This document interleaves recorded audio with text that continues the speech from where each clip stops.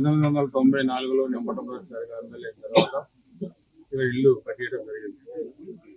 Floods వచ్చినప్పుడల్లా వీళ్ళ ఇల్లు మునిగిపోవటం, వలలు పట్టుకుపోవటం, జీవనోపాధి లేకుండా పోవటం, ఇల్లు ఖాళీ చేయాల్సిన పరిస్థితి కూడా రిపీట్గా వస్తూ ఉంది.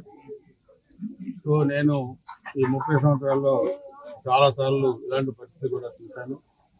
14-19 తెలుగుదేశం అధికారంలో ఉన్నప్పుడు వీళ్ళకి ఊరికి దగ్గరగా కూడా 50 కుటుంబాలకి పట్టాలు ఇచ్చారు. అయితే 19లో వైసీపీ ప్రభుత్వం వచ్చిన తర్వాత ఈ పట్టాలన్నీ కూడా క్యాన్సిల్ చేశారు.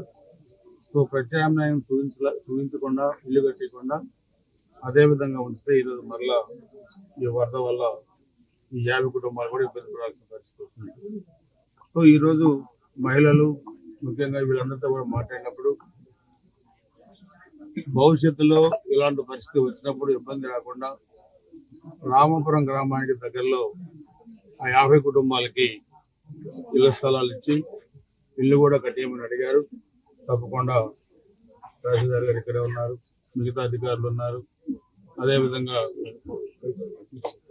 అందరితో కూడా మాట్లాడి ఇమ్మీడియట్ గా వాళ్ళు కోరుకున్న చోట్ల 3 సెంట్లు స్థలం ఇచ్చి అంటే హౌసెస్ కూడా శాంక్షన్ చేయించి త్వరగా కట్టేయడం కూడా జరుగుతుంది. భవిష్యత్తులో వారికి ఎక్కడ ఇబ్బంది లేకుండా చూస్తాం. అదేవిధంగా ఇప్పుడు ఎఫెక్ట్ అయిన ఫ్యామిలీస్ కూడా రైస్ ఇతర సరుకులన్నీ కూడా ఇవ్వడం జరిగింది.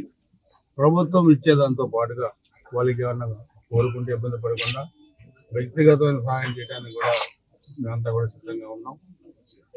నిన్న మీరు చూశారు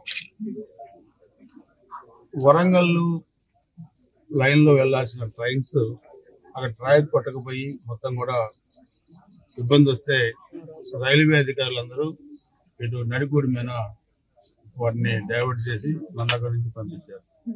సీనియర్ రైల్వే అధికారులు నాకు ఫోన్ చేసి అడిగారు, వీళ్ళకి 18 గంటల నుంచి ఆహారం లేదు, తాగడానికి నీళ్లు లేవు, ఇబ్బంది పడుతూ ఉన్నారు. చాలా మంది వాళ్ళు మన నియోజకవర్గం వాళ్ళు కాదు, మన జిల్లా వాళ్ళు కాదు, మన రాష్ట్రానికి చెందిన వాళ్ళు కాదు. ఇక్కడ రాజకీయాలకు అతీతంగా వాళ్ళ పూర్ణం ఎన్ని అమ్మటే నాయకులకు చెప్పిన దాని మీద వితిన్ 2-3 అవర్స్ లోనే 14 ట్రైన్స్ లో ఉన్న దాదాపు 20,000 మందికి వాళ్ళందరూ కూడా ఆహారం అందించడం జరిగింది. వెజిటబుల్ బిర్యానీ కానీ, అది ఉన్న ఫ్రూట్స్ కానీ, బిస్కెట్ ప్యాకెట్స్ కానీ, అది మజ్జిగ కానీ, వాటర్ కానీ అడిగిన వాళ్ళకి అడిగినట్లు కూడా ఇవ్వడం జరిగింది. ఇది మీరు గుర్తుపెట్టుకోవాల్సిన అవసరం ఉంది.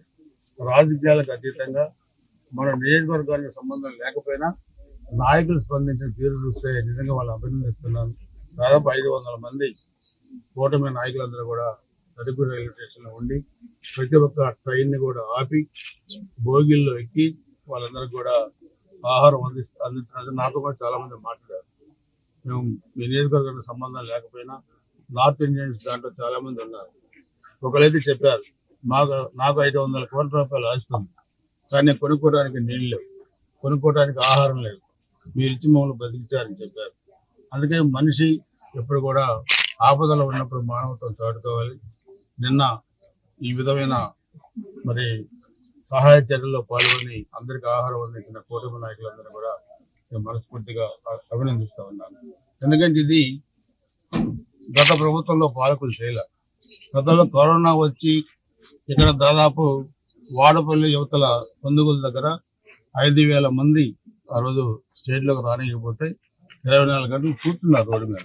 దాంట్లో పిల్లలు ఉన్నారు, మహిళలు ఉన్నారు.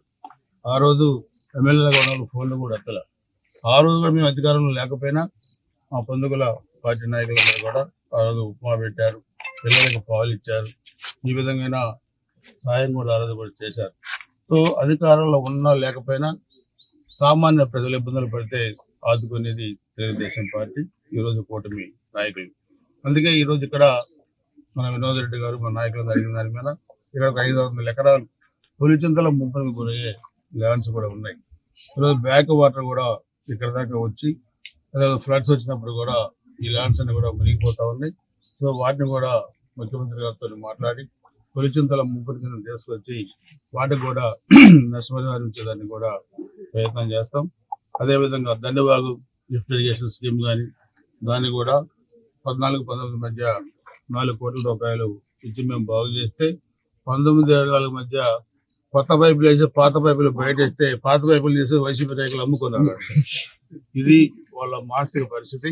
అందుకనే ఈరోజు నేను చెప్పగలిగేది ఒకటి, గురజాల నియోజకవర్గం ప్రజలందరూ కూడా ధైర్యంగా ఉండండి.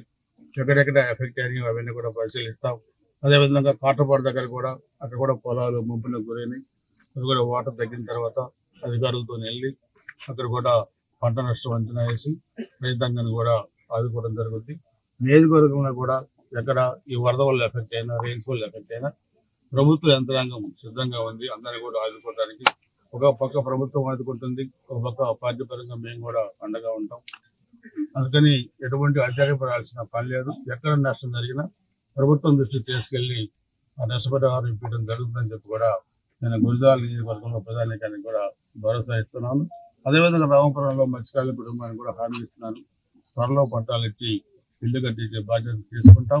వాళ్ళకి 4-2 నెలలు వాళ్ళకి ఇంకా జీవనోపాధి ఇబ్బంది అయితే ప్రభుత్వంతో పాటు వ్యక్తిగతంగా సహాయం చేసి ఆ కుటుంబాన్ని కూడా ఆదుకోవడం జరుగుతుంది.